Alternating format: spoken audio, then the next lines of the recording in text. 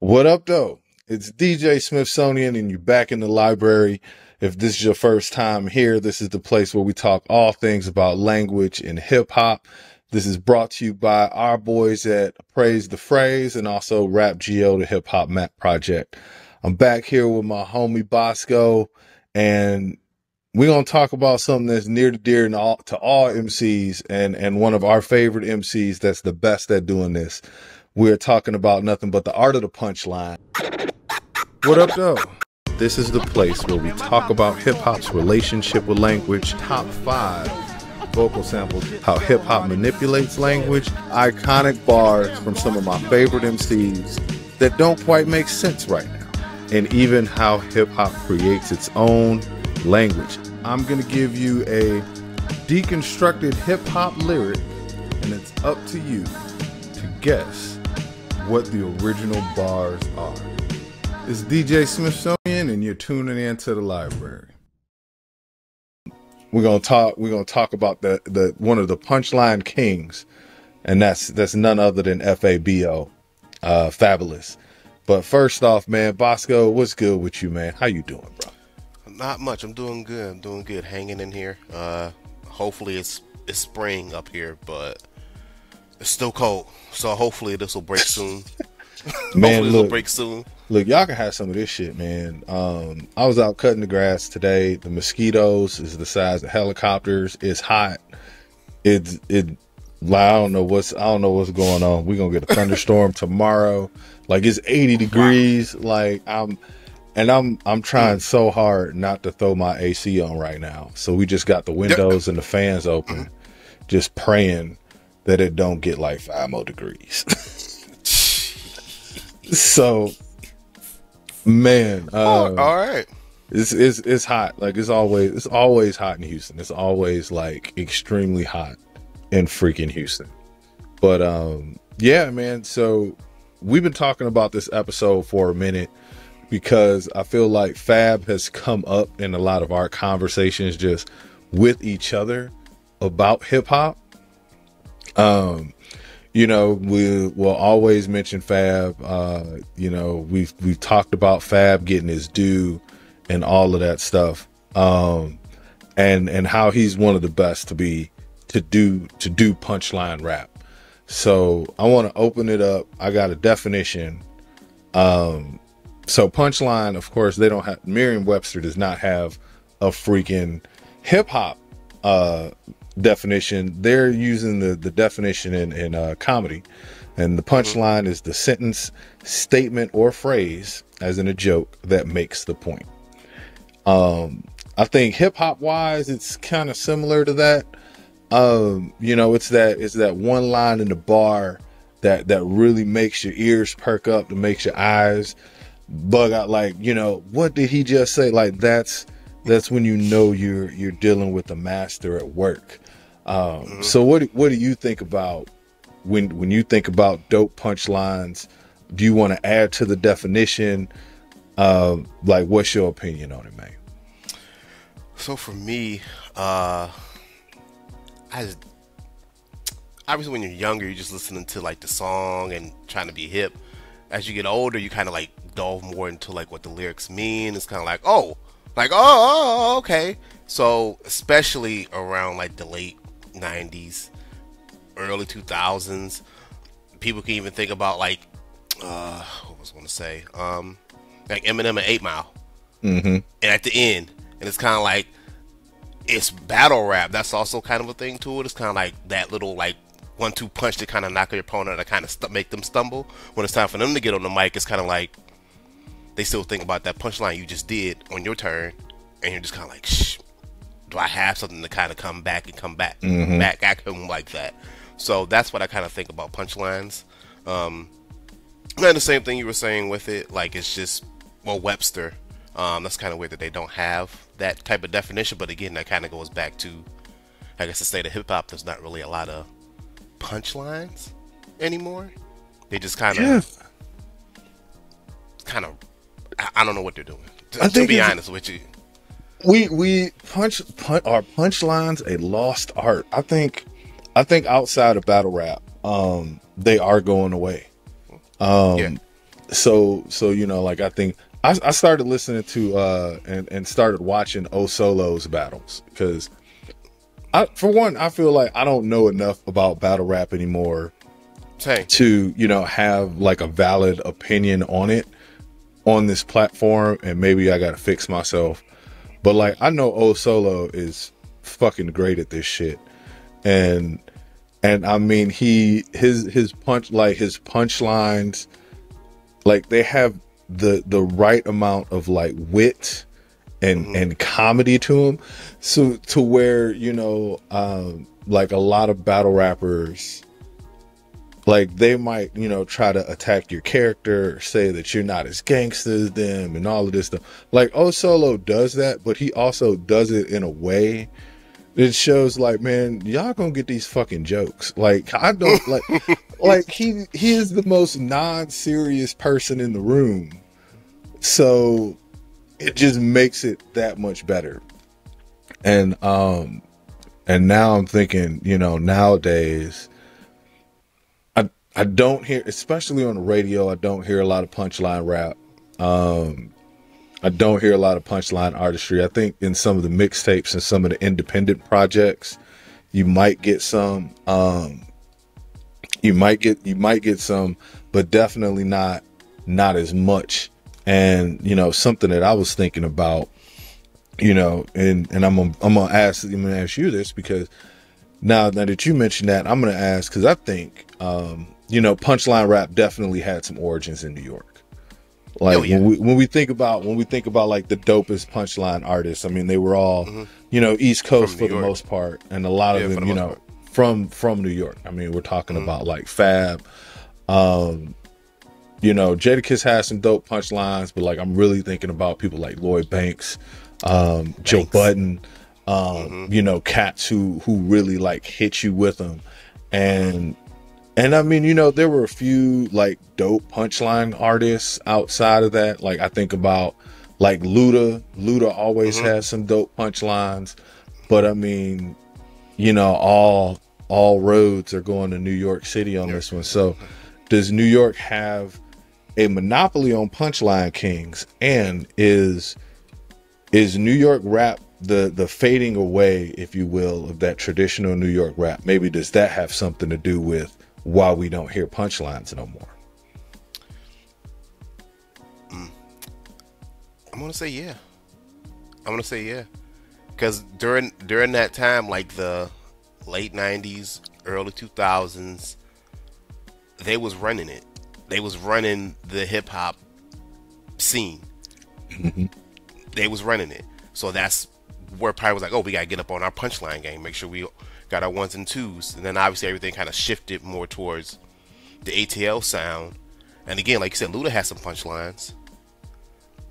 T.I. had some, but it wasn't like it wasn't like that. Yeah.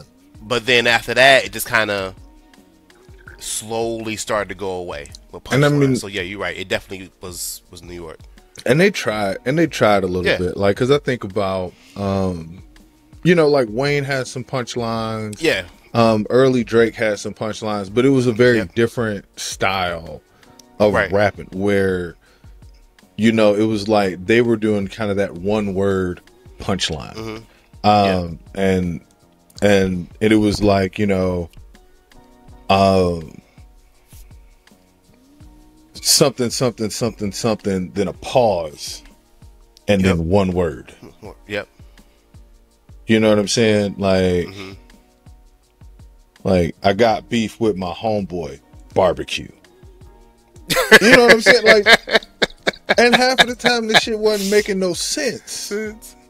You know what I'm saying? It's like, well, where's the buildup? And in my opinion, that's what I really liked about punchline rap, especially like New York punchline rap. And then you know, like battle rap, like Philly rap, you know, of course, Philly being so close, always had like some dope punchlines. And I mean, even though, you know, a lot of the state property cats, they may not have like lived in that space.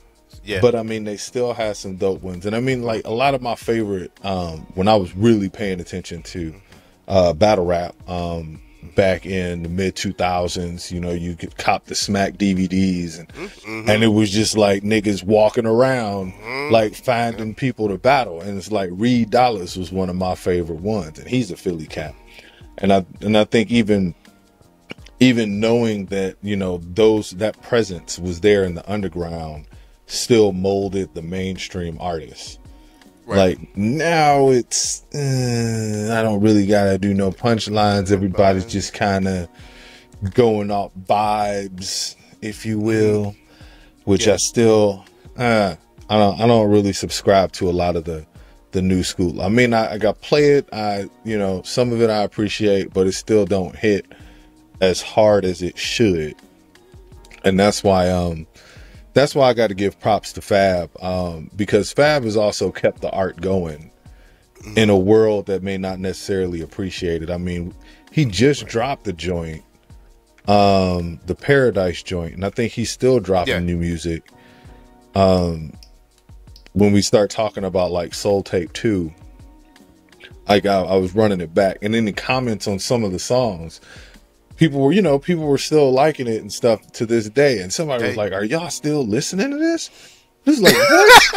It was like, what? Somebody in the comments was like, "Man, Summertime Shootouts is still valid. Like the whole Soul Tape series is still valid." And so like Fab, I feel like Fab is the guy. But we also got to give a shout out to like Mixtape Fab. So, I think Fab, Jadakiss, two for sure that have always done better on mixtape than albums. Actual albums, I would agree with that. And I feel like when we have the GOAT talks, we're always talking about like album releases, but it's like some of these mixtapes just stand on their own, man. And the Soul Tape series is definitely that. Like, and I feel like me and you, we got to bring this back to the conversation that we just had before I hit record. But Soul Tape 2, that's your favorite of the three, right? Correct. Why so? Because I disagree.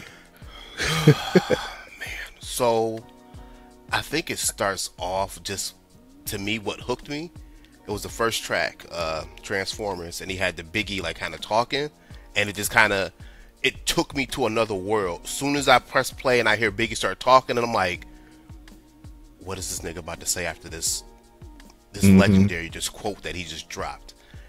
And Fab just comes out, guns a-blazing, and I'm like, I'm hooked. I'm like, what's number 2? I'm hooked. Like, where we going? Like, and I just kept vibing with it the whole way through. Next thing you know, it's an hour later, and I'm like, we running this all the way back through. I can't do that with Soul Tapes 3 or 1. Okay. I can only do that with 2. Only with 2. I will say, like, one of the dopest bars of all time was in Transformation. Like, when he opened it up, and if this is on your list for the top 5, that's fine, because it's not on mine. But when he said, old enough to know better, young enough to not give a fuck. Yep. Rather hold my head high and die than live and duck. Live it up. It was one of those, like, what did he say? What? Yes. It puts you in a space. So like, I understand why. And not to cut you off, but that's relatable to this day. Like, even though we're old enough to know better, but still young enough to not give a fuck. We still gonna get ours. Still gonna get ours. Yes. And for that reason is the reason why I chose Soul Tape 3 over 2 as far as my favorite ones. Now, I don't think I would, just immediately like run Soul Tape 3 front to back, but like those songs that really hit me, because it and Fabolous is one of those MCs, like Nas, Jadakiss, excuse me, that I believe that like they've evolved as I've grown older. So like I got a lot of respect for them because they're not just talking about the same shit that, I mean, they're talking about a lot of the same shit, but they're doing it from a more mature space. And you know, so some of those songs like Sacrifices, The Get Back, The Hope, you know, Situationship, and Young OG, like whoever, like his, the people who find these like vocal pieces to like, so you mentioned the Biggie, so I gotta mention like the baby boy quote at the end of Young OG. Yes. You know what I'm saying? Like the guns and butter, because that's still, you know, that's one of the best movie quotes of all time, in my opinion. So I felt like a lot of those songs, you know, were hitting me in a space when I was moving a certain way when I first heard it, and I was like, this is the space that I need to be in. And like Playa is, yes. I mean, when we talk about, because like I feel like now we're in the moment where a lot of the music that we grew up loving is being sampled. Yeah, I started to notice that too. And it's like I've even like started working some DJ mixes on some of this shit, because I mean, you know, it's like Paid in Full, and you know, Dennis Edwards' Don't Look Any Further, like that gets sampled every 5 years. It happens. It's gonna happen every 5 years. But you know, some of these other ones, and I feel like you know, yes, absolutely, it's a thing. It's happened across. It's not a new thing. It's just new to us because like we're now in that space to where like we recognize the sample. But at the same time, I feel like there's an issue with like actually reaching back and showing props to the previous song. So like I thought Playa was amazing at that, because it's a nod not only to the Biggie song, but it's also a nod to like, because the cadence, it's a nod to is the nod to the original song. And let me not fuck this up, because I know it's Hey Love. I think it's the Delfonics.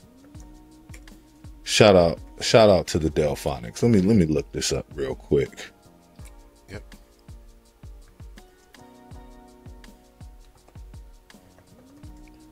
Let me see. So it says, here's a sample of,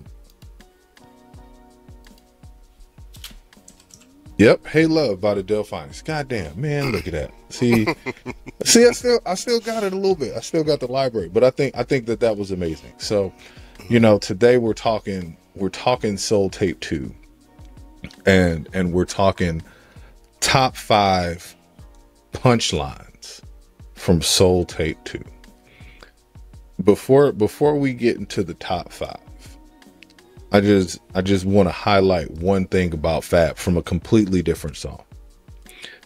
So going back to what I was saying about being irritated about that new way of punchlines with just the pause, it's because like what I love about Fabolous' storytelling is that the storytelling ends in a punchline. So like if you didn't pay attention to the last 3 bars, the punchline isn't going to make any sense. Right. And so to set the stage, I'm gonna quote I Miss My Love from Loso's Way, one of my favorite Fab songs of all motherfucking time. The first verse, let me see. He was like, let's see, it was like, got straight to business like 2 corporate white men. The food came before I could take a bite in. He said, you the type I usually don't invite in. but since we got a like friend, I get you like 10. I told him I could move like 10 by night's end, put the white over the plate like I'm throwing strikes in. So put the white over the plate like I'm throwing strikes in. So let's, like, the obvious Punchline baseball reference, right? Right. But the whole verse is about him handling this business meeting with the new connect. So, you know, I could get you like 10. I could move 10 by night's end, put the white over the plate like I'm throwing strikes in. So it's a metaphor for passing over the white, the cocaine, because they're making this drug deal over dinner. So it's like, if it's one of those, you got to pay attention to it. And this is one thing that I loved about Fabolous's rap, and one things that I don't, that, you know, kind of irritates me about the new school, is that there's no room for that second layer, that third layer in it. So do you have one that's not on the list, that's not on your list, that you want to bring to the table? Honestly, no. Honestly, no. I don't. No. Why is that not on your list? Like, what? Oh, because it's on Loso's way. Oh, that's right. Oh my God. So yeah, no, I'm good. Because I dug all in the Soul Tape 2 on this one. I dug in the Soul Tape 2 on this one. Oof, boy. So, all right, who's first this time? Should I flip the coin? Yeah, you can flip the coin. All right, you call it, heads or tails? Heads. It is heads. You're up, man. All right, so I'm gonna go with I think this is the more well-known one from him, from Soul Tapes 2. I think most people know it. Excuse me, like Super Hot Fire, I'm not a rapper. So we're gonna go ahead and do this. So it's off of Want You Back with Joe Buttons and I think Tiana Taylor. Fab goes, when you crossed me, you lost me. Now if I was guarding Derrick Rose, I would have understand more, but you ain't Derrick Rose. You was my number one, but you ain't Derrick Rose. You trying to make a point again, but you ain't Derrick Rose. You on some bullshit, but again, you ain't Derrick Rose. That's my one. That's my number one. Yes. Just like the way, obviously he's talking about a girl. They got into it. She did some bullshit. You crossed him, so you ain't Derrick Rose. So everything is kind of like Derrick Rose was on the Bulls. He wore number one. He was the point. So it was like everything just kind of flowed. I'm just like, man, like what is this dude doing? So that's my number one punchline from Soul Tapes 2. Man, so that's a good one. This is a real good one. It's a real good one. I almost wrote that one down. Almost wrote that one down. So I'm gonna go another sports reference.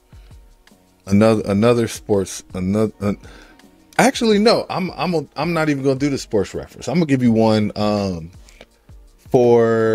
It was off the song "For the Love," and this is why I liked it.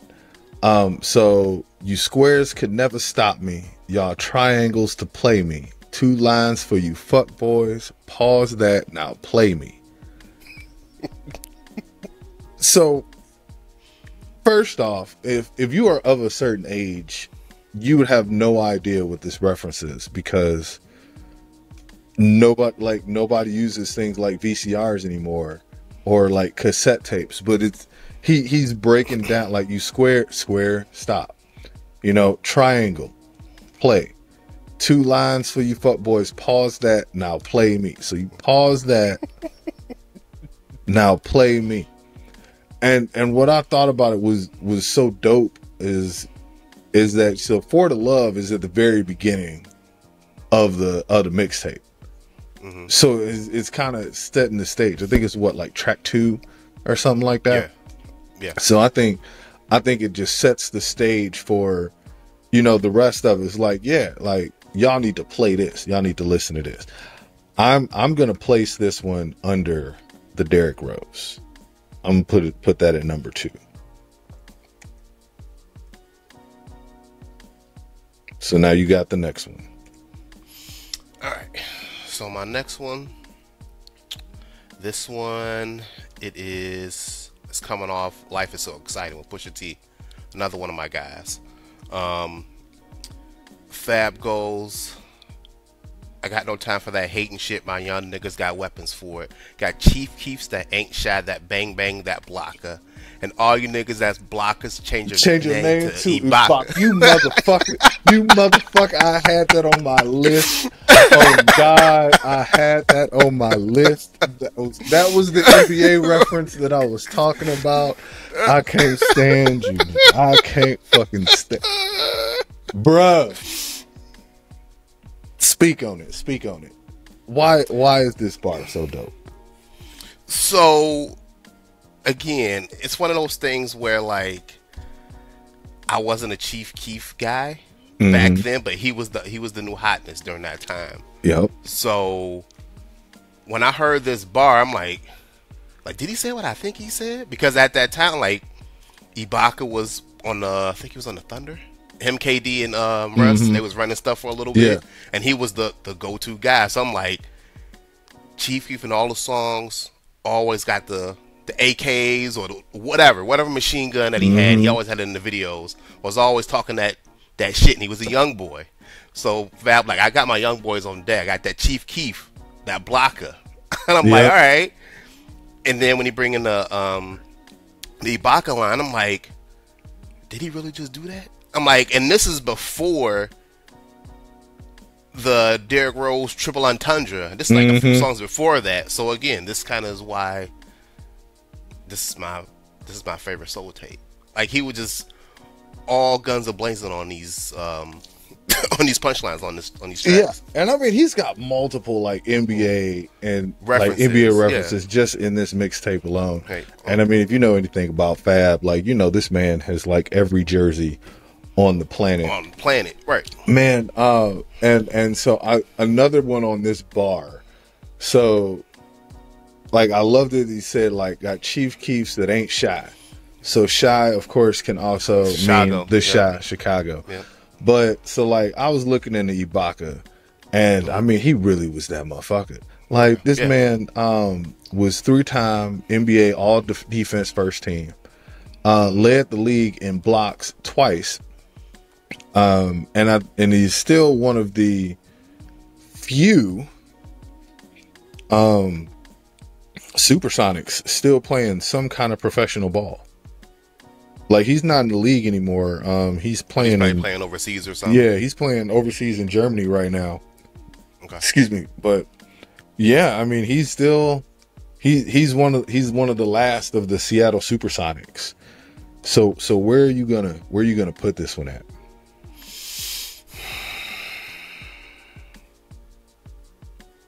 Derrick Rose, that's number 1. I don't really think anything is dealing with that. I'm gonna put a 3. Okay. I'll put a 3.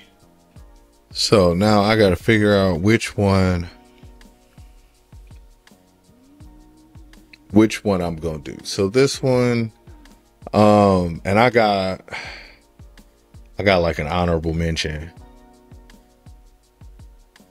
that I'll mention at the end, but I think I'm gonna do this one is off of Diamonds. I'll place it number 4 because I don't think it's hitting any of those. But he's got a bar in Diamonds that says, "I'm shining religiously, Jesus pieces and crosses. I paid for all my toys. I don't own any Santa Clauses." It's like, just because of the wit. Just because of the wit. So it's like, you know, you've got you know, shining religiously with Jesus pieces and all of that stuff, but you know, he also kind of moves into this Christmas reference Like, I paid for all my toys. I don't own any Santa Clauses. If you know, you remember the Santa Claus, like the movie where clause became like a clause, as in like a contract. You know, shout out to Tim Allen and all of that good stuff. I don't know what he's got going on in his life, but you know, good for him. He was a good Santa.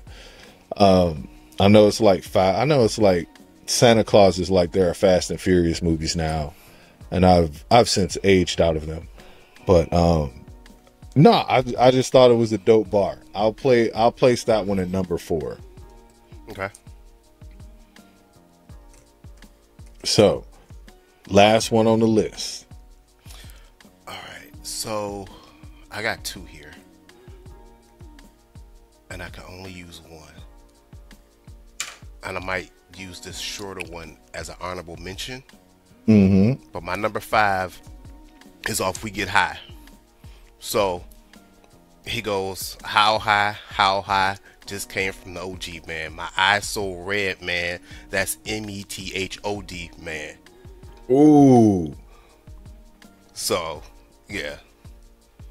That, so obviously, How High was the movie that Redman and Method Man starred in, and it was kind of a cult classic.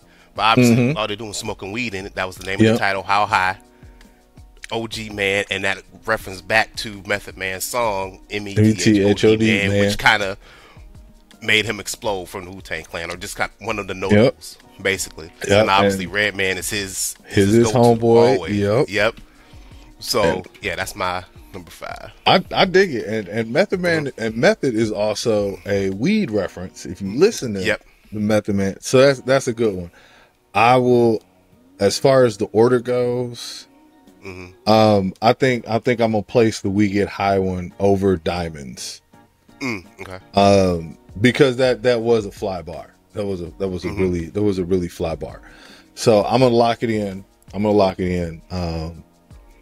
So number 5, I don't own any Santa Clauses off Diamonds. Number 4, ISO Redman, that's METHOD man off of We Get High. Number 3, change your name to Ibaka off Life Is So Exciting. Number 2, Pause That, Now Play Me off of For the Love. And number 1, You Ain't Derrick Rose. Bitch, you ain't Derrick Rose. Off of Want You Back. I'm telling you, man, I'm glad I'm not in the streets anymore, because I would be saying that shit. Like, I feel like that bar should be just as important as you wasn't with me shooting in the gym. Shooting in the gym. Are we sure that Fabolous didn't write that for Drake, though? Ooh. Ooh. You not know? Trying to throw shots, but I mean, yeah, man, we gotta start, so to talk about like where we are in space and time right now, we are recording this in the springtime, and we're gonna have another episode that's gonna talk about beef later on this season, because of some things that are going on right now, between the top 3 of Kendrick Cole and Drake. And we decided we were going to record it today, but we wanted to give Drake's ghostwriters the opportunity to respond.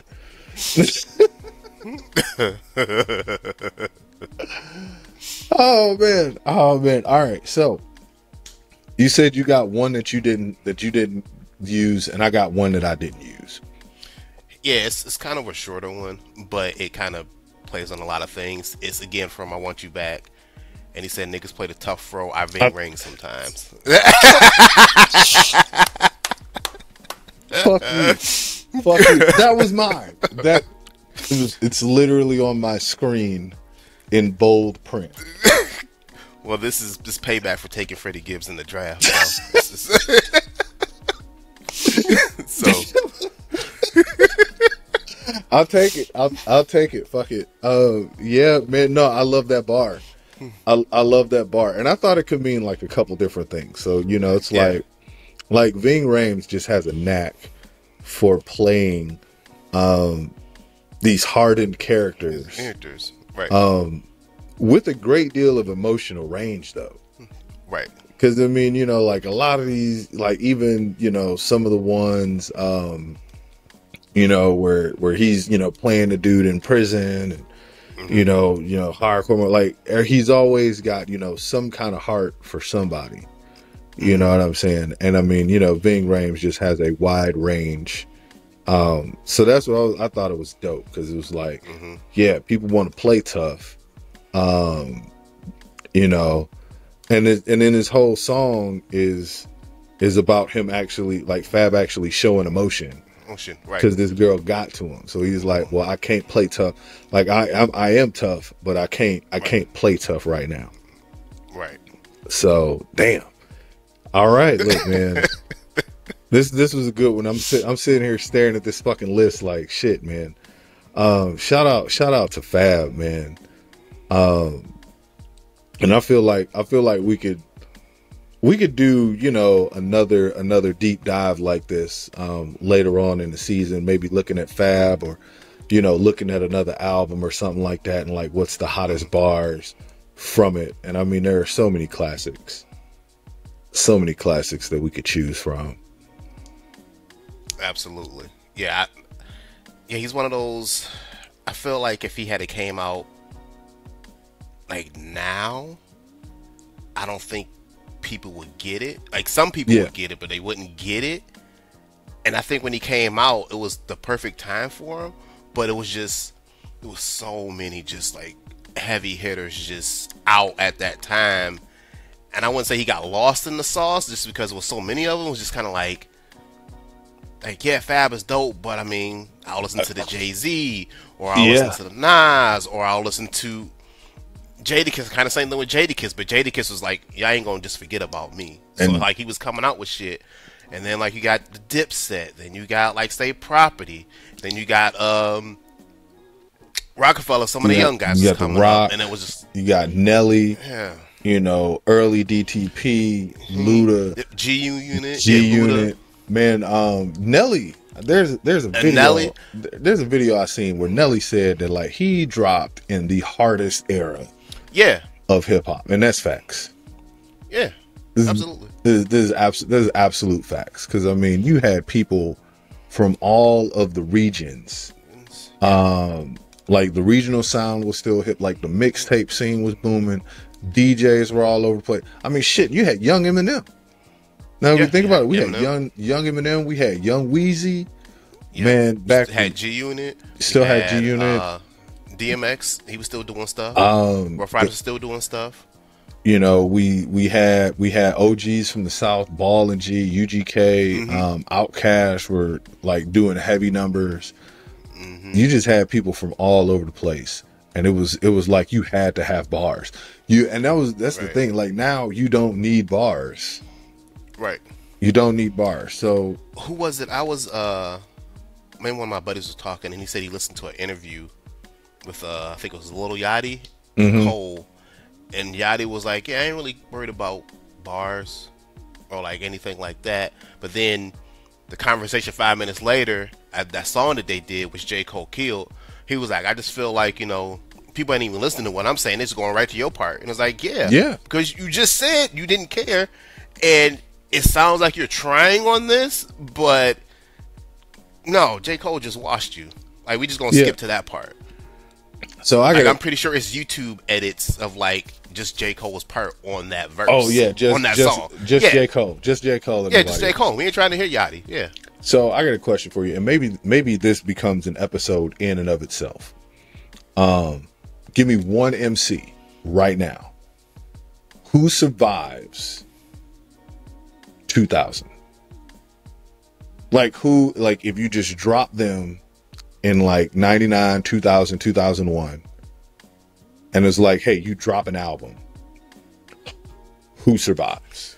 Who survives? You talking about like it's got to be younger cats, or are you talking about, because it's some older cats that are that's out now? It could be either. It could be younger cat. But it's got to be somebody that's like out now that wasn't out then. Let's say in the 2000s. Had to drop after, let's say dropped after like 2010, 2015. Okay, after 2010. And this will close us out. Freddie Gibbs. Okay. Absolutely. Easy. Freddie Gibbs.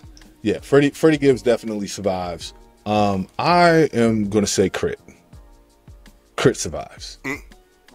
I think Crit probably would have hit harder. Oh man, yes. In that time than he did now, because it was kind of like when he started to drop stuff, we were on that newer hip hop, and people wasn't really trying to listen to lyrics like that. And he was coming out here just guns a-blazing. It's kind of like, yeah. And I mean, and that's basically like, And it's I'm like, man, like why isn't this dude more popular? And it's kind of saying that like Killer Mike. Killer Mike was like, fuck it, I'm gonna go a whole different route. I'm gonna team up with ELP, and we gonna double team this, and it just kind of, it worked in their favor. Because he was the same thing. Like, he was dropping, like, why isn't he popular? And like, he dropped, and Killer Mike was dropping back then. Right. But it was like, man, everybody else that's got something going on. So yeah, I think Chris survived. I think Freddie Gibbs definitely survives. I'll say Freddie Gibbs. I'll give you another one. I don't listen to him, but he kind of got the rub. 21 Savage probably would have survived. Or probably survive. He kind of got the rub, so he might survive. Low key. I think I think he does. I think he survives too, especially like if he. Because I mean, back then if he links up with 3-6 back then, because he'd be good. Savage has kind of molded his style now to, like that Memphis sound. And I mean, we might have to get the women ladies from Kountry Shit. I gotta get their feedback. Like does 21 Savage survive Southern hip hop in the early 2000s? So shout out to them. They're also on the ATP network. These women ladies, they're all from different parts of the South, and they just talk their shit, about all different kinds of topics. Entertaining to listen to. I check them out. I think y'all should check them out. So I got a question for y'all. Hey, ladies of the Kountry Shit podcast, does 21 Savage, if he drops in 2001, does he survive? Does he have a career? And y'all let me know, and let's see if they say something. But I think that's it for the show. Anything else you want to add to the topic before we cut out of here, Bosko? Yes, my favorite punchline of all time, and this is of all time. This is my favorite one. It's from Pusha T. I think it's off his debut album. It's the first track. I think that's the first track. He goes, "Old lions don't roar because the clowns ain't nervous," and that like sticks with me for like. I'm about to look it up and see when that album came out, but I'm pretty sure that was like 2013, 2012, and that line. Whenever I listen to Pusha T, like it just pops in my mind like randomly throughout the day, just like old lions don't roar because the clowns ain't nervous, and I'm like, that's dope. That's a deep one. Yeah. So that of all time, and I'm like, of everybody, I'm like that's my go-to one that I like for sure. See, and I got to think about like what's my favorite of all time. I might bring that next episode. But hey, man, this has been another episode of ATP Presents The Library. Smithsonian and Bosko here. Stay tuned to us. We got some more, because now we've got like 3-4 more topics that we got to dive into later on this season. So please check us out. Check out our boys at ATP and check out the whole ATP network. Shout out. Peace.